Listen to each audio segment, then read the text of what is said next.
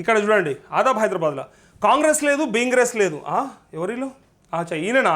ఈయన మైపాల్ రెడ్డి ఇంకా గీ మాట అన్నాడు, ఇంకా చాలా పెద్ద మాట అన్నాడు, లవ్ల మాట అన్నాడు, లవ్ల పార్టీ అని అన్నాడు. డంపింగ్ యార్డు సమస్య చెప్పుకోవడానికి వచ్చిన మహిళలతో గ్రామస్తులతో మాట్లాడిన మాట. ఎమ్మెల్యేను కాదని చేసేది ఎవడవాడు? తీస్మార్ ఖాన్ పటాన్ చెరువు పరిధిలో చేసిన కబ్జాలపై చర్యలు తీసుకోకపోవడంతో వచ్చిన అహంకారమా? మైనింగ్ మాఫియా మారి 100 కోట్ల ప్రభుత్వ సొమ్ము కొలగొట్టిన ఏం చేయలేరనే ధైర్యమా? పటాన్ చెరువు ఎమ్మెల్యే మహిపాల్ రెడ్డి మాట్లాడిన మాటలపై మండిపడుతున్న కార్యకర్తలంటూ అతను ఒక ప్రజాప్రతినిధి, రాజ్యాంగం మీద ప్రమాణం చేసి ఎమ్మెల్యేగా విధులు నిర్వహిస్తున్న నాయకుడు, ఊసరవెల్లిలాగా పార్టీ మారి ఆ పార్టీలో లబ్ధి పొందుతూ తల్లి రొమ్ము గుద్దుతున్న దుర్మార్గుడు, పార్టీని అవహేళన చేస్తూ అక్షరాల్లో రాయలేని బూతులు మాట్లాడడం ఆయనకే చెల్లింది అంటూ ఇక ఆ బూత్ ఏందో మనం నిన్న చూసినాం. ఈయన గురించి అక్కడ కార్యకర్తలను అంటే ఇవాళ కాంగ్రెస్లో ఉన్న వాళ్ళను అప్పుడు బీఆర్ఎస్లో ఉన్న వాళ్ళను ఒక్కసారి కదిలిచ్చి చూసినాం నిన్న.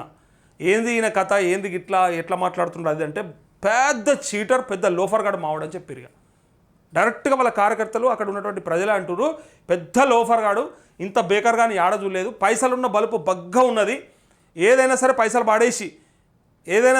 పాడేసి చేసుకోవచ్చు, రాజకీయం అంటే గంతే, ప్రజలేంది ప్రజలు పైసలు వాడేస్తే ఓట్లేసేటోళ్ళు వీళ్ళంతా గీలేంత అనేంత అది ఉన్నదట ఆయనకి. అహంకారం, ఇక దాని మంచి భాషలో అహంకారం, ఇక ఆయన భాషలో చెప్పాలంటే దాన్ని ఏమనాలో మీకు ఎరక అందరికంటే ఎక్కువ. అయితే అంత అహంకారం ఉన్నటువంటి ఈయన పైసలు వాడేసి ఏదైనా సరే చేసుకుంటా, ఎవరినైనా కొనేస్తా,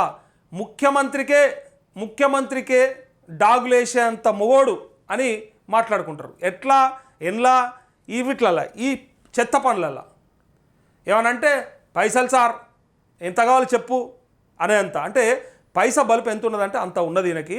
మరి ఈయననన్నా బుద్ధి చెప్పాలి పార్టీలో చేర్చుకున్నందుకు, కండువ కప్పినందుకు. లేదంటే మీనాక్షి నటరాజన్ మీనాక్షి నటరాజన్ బ్రహ్మాండం, గాంధేయవాది, ఆమెను మించినోళ్ళు లేరు, లేకపోతే రాహుల్ గాంధీ కోటరీలో ఉంటుంది, ఇన్ని చెప్పారు కదా. మరి ఈయన గత పెద్ద మాట అన్నాడు, ఈయనకేం ఉండదా? పార్టీని అన్నాడు కదా, నేను అనలేదు, ఇది ఇట్లా తూచ్ అని ఏదేదో చెప్పినట్టున్నాడు, అది ఫ్యాబ్రికేట్ చేసిర్రు ఆడియోని అది అంటే నువ్వే అన్నావు ఆ మాట, అదంతా క్లియర్గా కనిపిస్తూ ఉంది, వినిపిస్తూ ఉంది. పైగా నీ బిహేవియర్ కూడా తెలుసు కదా, నీ కథ తెలుసు కాబట్టి అన్నారు అక్కడ నీ కార్యకర్తలు, నీ నాయకులే చెప్తున్నారు డైరెక్ట్గా, మావాడు పెద్ద దొంగ, ఇంత లఫ్డ్ కానీ మేము ఏడ చూడలేదని చెప్తున్నారు. ఇక ఇట్లా చెప్పినాక కూడా మరి రాజకీయాలలో మరి 3 సార్లు పటాన్ చెరువు ప్రజలకన్నా ఒకసారి అవగాహన ఉండాలి, ఆలోచన ఉండాలి. ఎవరిని గెలిపిస్తున్నాం, ఎవరిని కోట్లేస్తున్నాం, మరి ఎవడీడు ఏం చేస్తున్నాడని ఒక్కసారన్నా ఆలోచన చేస్తున్నారా, లేకపోతే ఏదో ఇక ఓట్లు వచ్చినాయి కథం, పైసలు ఉన్నాయా లేదా, ఏదో కథతో ఆయనతో వేసేసి బయటపడుతుర్రా అనేది ఒకసారి చూసుకోవాలి. పని చేసేటోడిని ఎన్నుకుంటే ఏమన్నా మన కోసానికి ఆలోచన చేస్తాడు, ఇట్లాంటి దొంగలను ఎన్నుకుంటే ఎలా మన సిగ్గు కూడా పోయింది, మన పరువు కూడా పోయింది. గూడెం మైపాల్ రెడ్డి ఆయన పరువు తీసుకోలే, కాంగ్రెస్ పార్టీ పరువు తీయలే, పటాన్ చెరువు ప్రజల పరువు తీస్తూ ఉన్నాడు, పటాన్ చెరువు ప్రజల ఇజ్జత్ పోతూ ఉన్నది ఈయన చేసే ఈ కార్యక్రమాల వల్ల. ఇక్కడ మొత్తం ఆయన ఇవన్నీ మైనింగ్ మాఫియా, లేకపోతే చేసిన భూ కబ్జాలు, ఎమ్మెల్యేని కాదని చేసేది ఎవడాడు? తీస్మార్ ఖాన్. అబ్బా, ఎమ్మెల్యేని కాదని చేసేటోడు ఎవడాడని ఈ భాష, అది మళ్ళా చేర్చుకుంటానికి కూడా సిగ్గుండాలి. ఇక